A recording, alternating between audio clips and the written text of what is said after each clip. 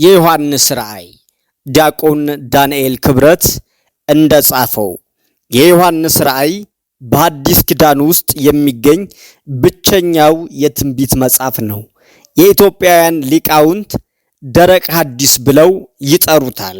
በግሪኩ 9830 ቃላትን የያዘ ሲሆን በውስጡም የያዛቸው ወደ 300 የሚጠጉ ተምሳሌቶችና እያንዳንዳቸው በውስጣቸው የያዙት ትርጓሜ መጽሐፍ ከሌሎች የአዲስ ኪዳን መጽሐፍት ልዩ ያደርገዋል። ትንቢተ ኢሳይያስን እርጥብ ብሉይ ብለው እንደሚጠሩት ማለት ነው። ብሉይ ኪዳን ምስጢረ ሥጋዌን በተመለከተ በምሳሌ ካልሆነ በቀር በግልጽ አያብራራም። ትንቢተ ኢሳይያስ ግን በግልጽ ስለሚያብራራ እርጥብ ብሉይ ይጠሩታል። ታዲያ ራእይ ዮሐንስ ከአዲስ ኪዳን መጽሐፍት በተለየ ምሳሌና በተለየ ምልክቶች የተሞላ በመሆኑ ደረቅ ሐዲስ ብለው ይጠሩታል። ባለፉት 1000 ዓመታት የነበሩ ክርስቲያኖች ሁሉ ቤተ ክርስቲያን መከራ ሲገጥማት ያሉበት ዓለም ሲናጋና በሰው ልጆች ሕይወት ላይ ፈተና ሲፈራረቅ የመውጫውን መንገድና የነገውን ተስፋ የሚፈልጉበት መጽሐፍ ቢኖር የዮሐንስ ራእይ ነው። የመጽሐፉ ስም በግዕዝ ራእየ ዮሐንስ ወይም አቡ ቀለምሲስ በአማርኛ የዮሐንስ ራእይ ተብሎ ይጠራል። የግሪኩ ቃል ትርጓሜ መገለጥ፣ የተሸሸገውን ማሳወቅ ማለት ነው።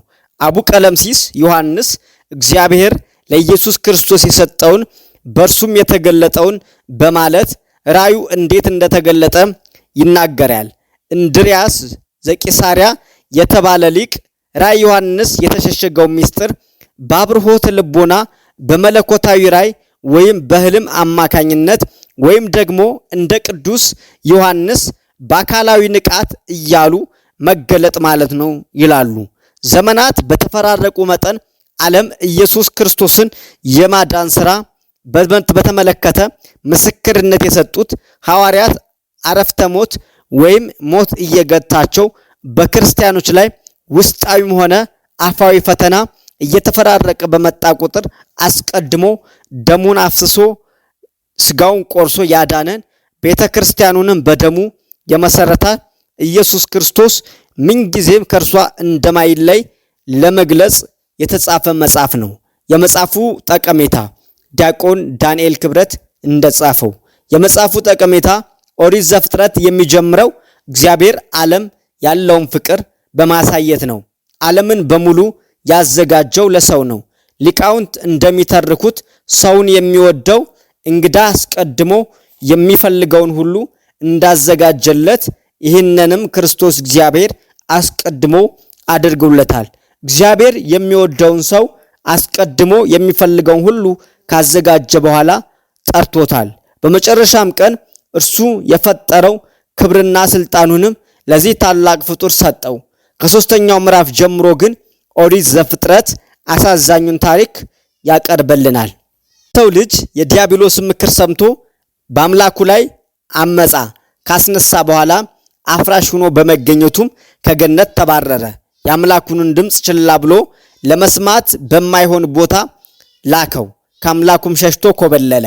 መድኃኔዓለም ኢየሱስ ክርስቶስ ክብር ምስጋና ይግባውና በሰማየ ሰማያት ወርዶ ከቅድስት ድንግል ማርያም ተወልዶ በመስቀል ተሰቅሎ ስጋውን ቆርሶ ደሙን አፍስሶ አዳምን ከወደቀበት አነሳው፣ ወደ ጥንተ ክብሩ መለሰው።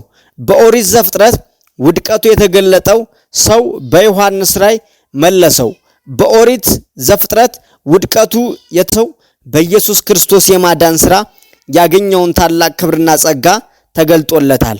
የተከፈተ የገነት በር፣ የማታልፍ መንግስት፣ ሰማያዊ መዝሙር፣ ሊነገር የማይችል የበጉ ሰርግ፣ እነዚህ ሁሉ ለሰው ልጆች የተዘጋጁ ክብሮች ናቸው።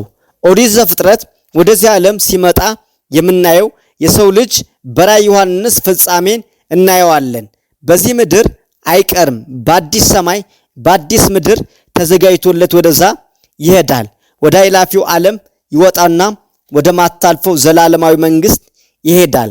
የዮሐንስ ራእይ እግዚአብሔር ለሰው ልጅ ያለውን ልዩ ፍጹምና የማይቀየር ወደር የማይገኝለት ፍቅር የተገለጠበት መጽሐፍ ነው።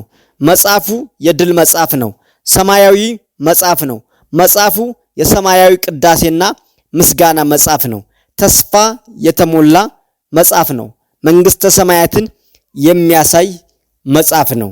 ራዕይ ዮሐንስ ዲያቆን ዳንኤል ክብረት እንደጻፈው መግቢያው ይሄ ነው።